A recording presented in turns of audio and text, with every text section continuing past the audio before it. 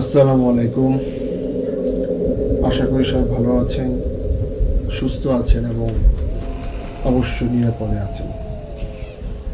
আজকে আমি আপনাদের যেই ঘটনাগুলি শোনাবো, আশা করি আপনাদের ভালো লাগবে। আসলে আমার ভয়েসটা একটু চেঞ্জ লাগতে পারে, আমার ঠান্ডাজনিত একটু রোগ, এখন চারিদিকে ঠান্ডা জ্বর, সো তার ব্যতিক্রম আমি না। তো যাই হোক, আপনারা একটু ম্যানেজ করে নেবেন। অনেকদিন পরে আসলে এপিসোডটি করা, যেহেতু অসুস্থ ছিলাম। সবাই দোয়া করবেন। রমজান মাস চলতেছে, সবাই অবশ্যই রোজা রাখার চেষ্টা করবেন, নামাজ পড়ার চেষ্টা করবেন, বেশি বেশি করে আল্লাহকে ডাকবেন। ইনশাল্লাহ সবার মনের আশাই পূরণ হবে। তো বরাবরের মতো আপনাদের সাথে আমি আছি সোহেল। আমার প্রোগ্রামটা আপনারা অনেকেই শুনেন, অনেকে আবার শুনেন না কেউ, অথবা প্রথম আজকে। যারা আমার প্রোগ্রামটা শুনছেন তাদের অসংখ্য ধন্যবাদ, এবং আপনারা অবশ্যই আমার চ্যানেলটিকে সাবস্ক্রাইব করবেন, লাইক দিবেন, শেয়ার করবেন এবং বেল আইকনটি প্রেস করে দিবেন, যাতে আমরা প্রোগ্রাম বা এপিসোড আপলোড করলে আপনারা সেটা সাথে সাথে পেয়ে যান। আরেকটি যেটি গুরুত্বপূর্ণ কথা, অবশ্যই আপনারা আমাদেরকে গল্প পাঠাবেন, কাহিনী। আমাদের মেল অ্যাড্রেসটি হলো bhutghanta@gmail.com। এখানে আপনারা আপনাদের শোনা, জানা বা নিজের সাথে ঘটে যাওয়া যে কোনো ঘটনা আপনারা আমাদেরকে মেল করতে পারেন, অথবা ভয়েস ক্লিপ পাঠাতে পারেন। অবশ্যই সেটা আমরা প্রচার করার চেষ্টা করব। এবং আপনারা অবশ্যই একটা জিনিস খেয়াল রাখবেন, যখন এটা রেকর্ড করবেন অবশ্যই খুব নির্জন একটা জায়গায় বসে করবেন, যাতে বাইরের সাউন্ডটা কম আসে। যাই হোক, আমি আজকে যে ঘটনাটা আপনাদের প্রথমে শোনাতে যাচ্ছি, জানি না সেকেন্ডটা শোনাতে পারবো কিনা। ফার্স্টেরটাই যেটা, সেটা চেষ্টা করছি শোনানোর, যেভাবে আমাকে সুজন ভাই লিখেছেন। এটা একটি ইমেল। তো উনি মেলটা অনেকদিন আগেই করেছেন আমাকে, যেহেতু আমার শরীরটা ভালো ছিল না, আরও আগেই এপিসোডটা করা দরকার ছিল। যাই হোক, আপনারা ক্ষমা সুন্দর দৃষ্টিতে দেখবেন ভুল ত্রুটি হলে। তো সুজন ভাই যেভাবে লিখেছেন সেভাবে আমি পড়ার চেষ্টা করছি। আসসালামু আলাইকুম সোহেল ভাই, আশা করি আপনি ভালো আছেন। আমি আপনার একজন নিয়মিত শ্রোতা। তো আমার বোনের সাথে ঘটে যাওয়া একটি ব্ল্যাক ম্যাজিক এর ঘটনা আমি লিখে পাঠাচ্ছি। যদি এটি প্রচারযোগ্য হয় অবশ্যই এটি আপনি আপনার ভয়েসে পড়ে শোনাবেন আশা করি। তখন আমি উত্তরায় থাকি। সেক্টরটা এখানে আসলে উল্লেখ করতে মানা করেছে। আমি তখন উত্তরায় থাকি, আর আমার বোন থাকে গাজীপুর। তো হঠাৎ একদিন রাত্রে ফোন আসলো যে আমার বোন খুব অসুস্থ, অস্বাভাবিক আচরণ করছে, যাকে দেখছে মারছে, গালিগালাজ করছে, থুতু মারছে। তো আমি ফোন পেয়ে, তখন মোটামুটি বেশ রাত, এখন গাড়ি টাড়ি পাওয়া খুব মুশকিল। আর আমার বোনের বাসাটা আসলে গাজীপুর একটু ভিতর সাইডে, সো আমি যদি বাস থেকে নামিও তো এত রাতে আমি ট্রান্সপোর্ট সেখানে পাবো না। তো আমি চিন্তা করলাম, যেহেতু ও এই ঘটনাটাকে, চিন্তা করলাম যে যদি আমি এখান থেকে একটি ট্যাক্সি ক্যাব নিয়ে যাই তাহলে আমি একদম বাসা পৌঁছে যেতে পারবো। তো আমার দুই ভাগ্নি ছিল, তারা আর কি আমার ফোন করছে। তো আমি রেডি হয়ে বের হয়ে আমি একটি ক্যাব নিলাম, ওই যে হলুদ কালার যে ক্যাবগুলো ছিল। এখন আছে দেখা যায়। তো সে একটি ক্যাব নিয়ে আমি আমার বোনের বাড়ির উদ্দেশ্যে রওনা দিলাম। তো উত্তরা থেকে আসলে গাজীপুর তেমন একটা ডিস্টেন্স না, আর যেহেতু রাত, তো আমি মোটামুটি আপনার হাফ অ্যান আওয়ারের ভিতরে বাড়িতে পৌঁছে গেলাম। তো পৌঁছে যাওয়ার পর আমি দেখতেছি যে আমার বোন অস্বাভাবিক আচরণ করছে।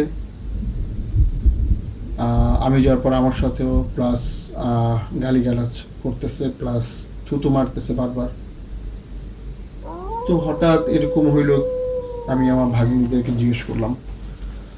তো বললো যে আসলে মামা 2 দিন থেকে এরকম রাতে ওয়াশরুম থেকে আসার পর থেকে, আর ওদের ওয়াশরুমটা ঘরের বাইরে ছিল আর কি। তো এখন আমরা চিন্তা করলাম যে যেহেতু এখন অনেক রাত, সকাল হোক, সকাল হলে আমরা এখানে যে ক্লিনিক আছে এখানে নিয়ে যাই, ডাক্তার দেখাই। তো তেমন একটা পরিস্থিতি তখন ছিল না, কারণ অবস্থা খুবই খারাপ আমি যাওয়ার পরে। তা আমি সাথে সাথে সেই ট্যাক্সিকে মধ্যে আমার বোনকে উঠিয়ে ওখানে যে পাশেই ক্লিনিক হসপিটাল আর কি, সেখানে নিয়ে গেলাম। নিয়ে যাওয়ার পর ওরা দেখলো, দেখার পর বললো যে আসলে এটা হয়তো বা মানসিক কোনো সমস্যা হতে পারে। আপাতত তারা আর কি মানে ঘুমের দিয়ে দিল যাতে নার্ভসগুলো ঠান্ডা থাকে, সে যাতে ঘুমায়। তো যাই হোক, আমরা বাসায় নিয়ে আসলাম, সে ঘুম তখন আমার বোন। তো সকাল হলে হওয়ার পর তার আবার সে একই আচরণ। তো আমরা চিন্তা করলাম যে হয়তো বা মানসিক কোনো সমস্যা হইতেছে। তো জিনিসটা আসলে এমন পর্যায়ে 2-1 দিনের মধ্যে চলে গেছে যে একে বেঁধে রাখা ছাড়া কোনো উপায় ছিল না। তো আমরা বাধ্য হয়ে আমার বোনকে বেঁধে রাখলাম এবং ভালো ডাক্তার খোঁজা শুরু করলাম। আসলে এখানে নাম প্রকাশ করতেছি না।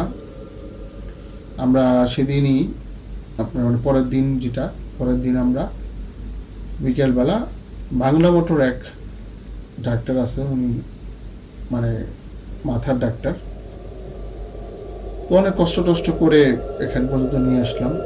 তো লম্বা সিরিয়াল। তো তার যখন আমরা মানে ডাক্তারের যে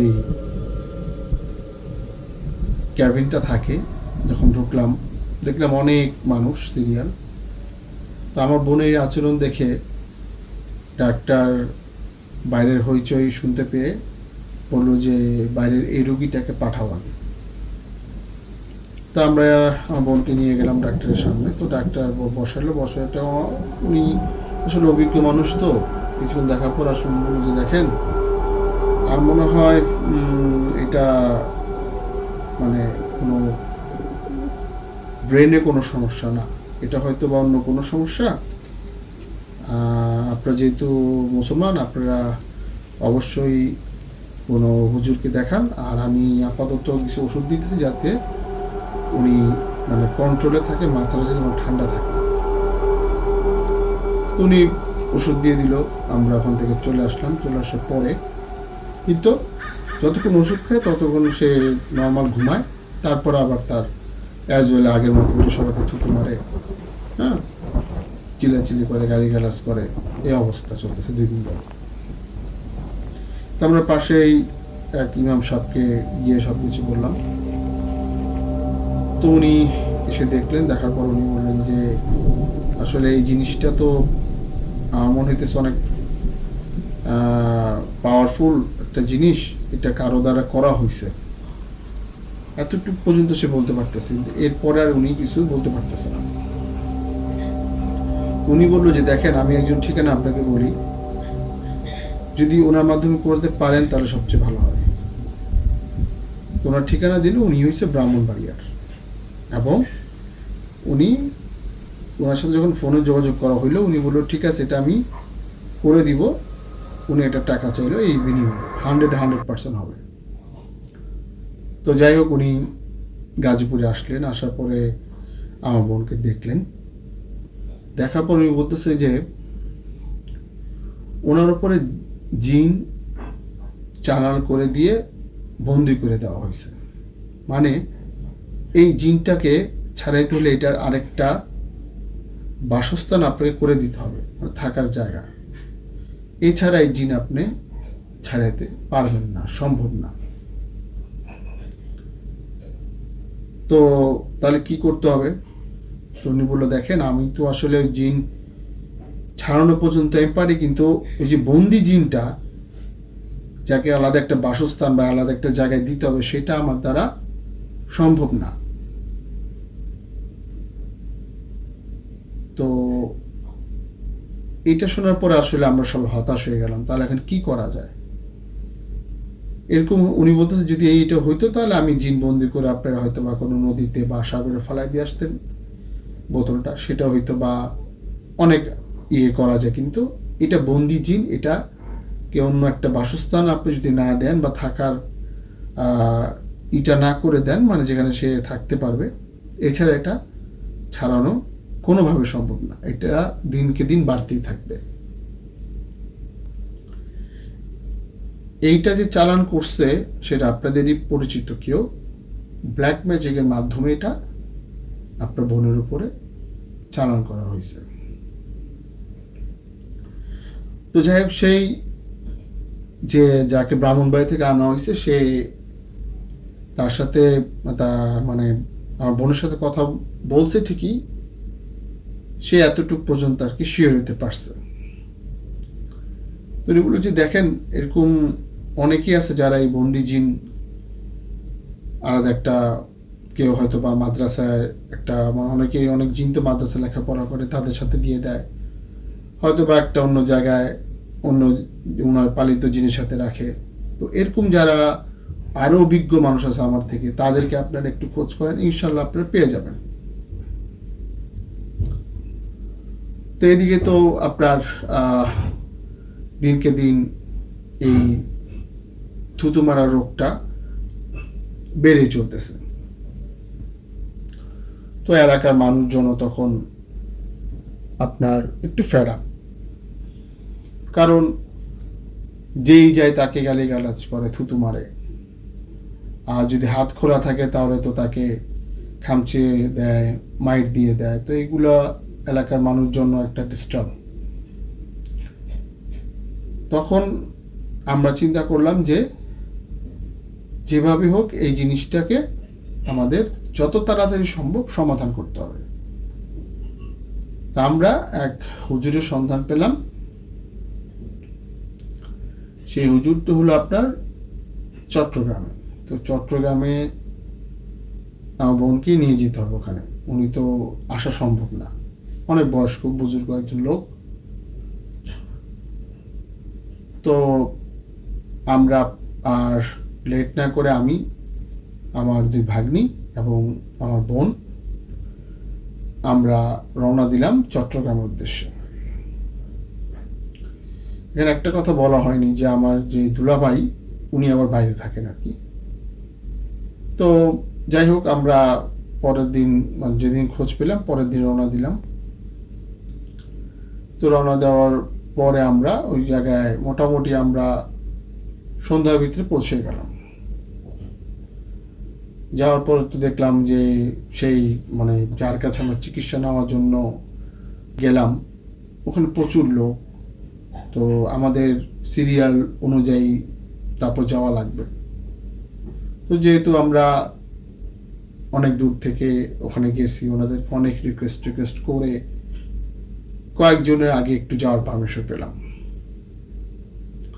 তো যাওয়ার পরে যখন আমরা মানে হুজুরের রুমে প্রবেশ করলাম, তখন হুজুর আমাদেরকে দেখে সাথে সাথে বলল যে আপনারা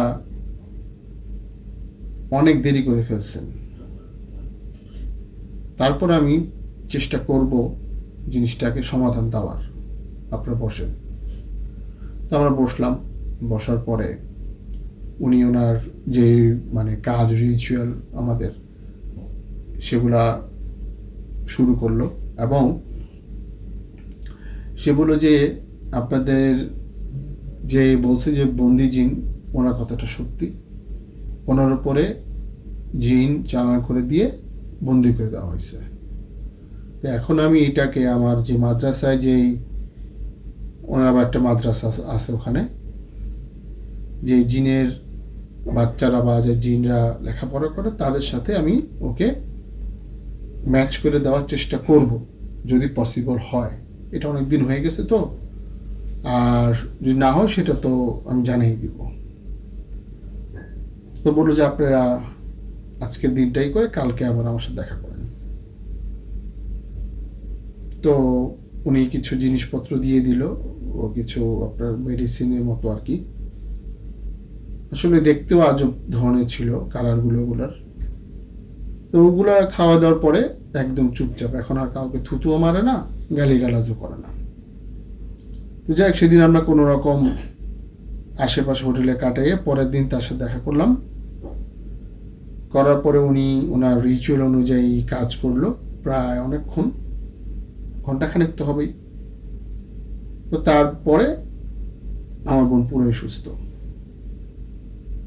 কিন্তু এখানে একটা শর্ত ছিল। শর্তটা হলো কোনো সময় সে একা কোনো মানে মানে মরা বাড়ি যেখানে আপনার মারা গেছে কেউ, সেখানে একা যাবে না লাশ দেখতে, বা উনি কখনোই একা রাতে বের হবে না। কিছু নিয়ম আমাদেরকে বলে দিল যেগুলো আপনারা অন্তত 6 মাস মেনে চলবেন। আর যে বন্দি জিনটা তার উপর চালান করা ছিল সেটা সে তার যে মাদ্রাসায় জিনেরা লেখাপড়া করে তাদের সাথে উনি রেখে দিছে, তাদের সাথে উনি লেখাপড়া করবে, তার সাথে ওয়াদা করা হয়েছে। এখন আমরা যখন জিজ্ঞেস করলাম আসলে এই কাজটা মানে কে করছে, আমাদের ফ্যামিলির বা আত্মীয় স্বজন বা যেই হোক, তখন উনি বলেন আসলে এগুলো তো বলা যাবে না, কিন্তু আপনাদের এখন রোগী সুস্থ, তো আর ইনশাল্লাহ আর কোনো সমস্যা আশা করি হবে না। আপনারা এই যে নিয়মগুলো আমি বললাম এগুলো মেনে চলবেন, ইনশাল্লাহ আর কিছু হওয়ার সম্ভাবনা আপাতত আমি দেখতেছি, যদি হয় অবশ্যই আমাকে জানাবেন। তো যাই হোক, আমরা ওই জায়গা থেকে সেদিন রাতে রওনা দিলাম। রওনা দেওয়ার পরে আমরা গাজীপুর ভালোভাবে পৌঁছলাম। এখন পর্যন্ত আলহামদুলিল্লাহ আমার বোন ভালো আছে, আর কোনো প্রবলেম দেখা দেয়নি। এখন পর্যন্ত আপনার যে নিয়মগুলো আমাদের বলা হয়েছিল আমরা পালন করছিলাম। তো আমার শোনা মতে বা দেখার মধ্যে যে বন্দি জিন, এই জিনিসটা আমি কখনো শুনিনি এইভাবে করা যায়। তো আমার বোনের সাথে ঘটে যাওয়া একটি সত্য ঘটনা আজকে আমি লিখে পাঠালাম। আশা করি আপনাদের ঘটনাটা ভালো লেগেছে, আর ভবিষ্যতেও আরও ঘটনা আমি পাঠাবো। এই বলে আজকের মতো শেষ করছি। আল্লাহ হাফেজ। তো ঘটনাটা আপনাদের কাছে কেমন লাগলো অবশ্যই জানাবেন। আর সুজন ভাইকে ধন্যবাদ এত সুন্দর একটি ঘটনা পাঠানোর জন্য। আসলে আমিও কোনো সময় বন্দি জিনের কাহিনী শুনিনি, এটি আমার ফার্স্ট। যে কারোর উপরে জিন চালান করা সেটা নর্মাল ব্যাপার, কিন্তু চালান করে দিয়ে আবার বন্দি করে দেওয়া, আবার এটাকে একটা সলিউশনও আছে কিভাবে করতে হয়, এটা আমার একদমই আর কি আমার কাছে নিউ। তো যাই হোক, আপনাদের কাছে কেমন লাগছে এই কাহিনীটা অবশ্যই আমাকে জানাবেন। আর অবশ্যই আমাদেরকে মেল করবেন, ভয়েস ক্লিপ পাঠাবেন। আমাদের চ্যানেলটিকে বেশি করে লাইক শেয়ার করবেন, সাবস্ক্রাইব করবেন, এবং সর্বোপরি আমাদের সাথে থাকবেন। আসলে